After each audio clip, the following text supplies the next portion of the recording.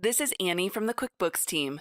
If you can, it's best to connect your bank or credit card to QuickBooks, because then QuickBooks automatically downloads your transactions for you. However, that's not possible for some banks, or you may want to add some older transactions to QuickBooks. In those cases, you'll need to download the transactions from your bank and then upload them to QuickBooks.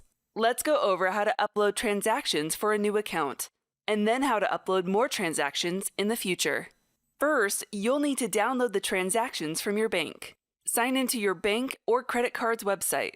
Follow your bank's instructions for how to download transactions to your computer. This process will be slightly different for each bank, so you may need to search for how to do it. Now you have to decide how far back you want your transactions to go. This is important so you can avoid duplicate transactions.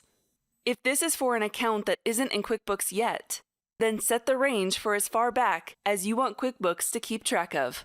If you want QuickBooks to start at the beginning of the month, then download just the transactions from this month. If you want to go back further, then set the range back further.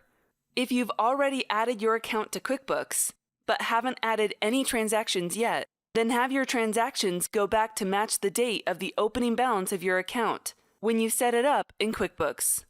If your account is in QuickBooks and you've already added transactions to it, then find the date of the last transaction and select the next day.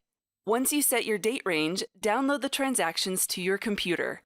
It's best to save these as a QBO file if you have that option. If not, you can save them as a CSV file. Now go to QuickBooks to upload your new transactions. Go to the Transactions page. Then select Upload Transactions. Select the file you downloaded from your bank. Next, select the account you want to upload the transactions into. If this is a new account, select New and name it.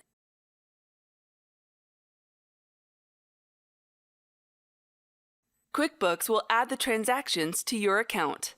You'll see all your new transactions here under your account. Whenever you have more transactions to add in the future, just download them from your bank. Then select the account, select Upload from File, and follow the steps again. Note that you still need to categorize or match your transactions before you add them to QuickBooks. If you want help with how to do that, then there's a video at the end of this one that will show you.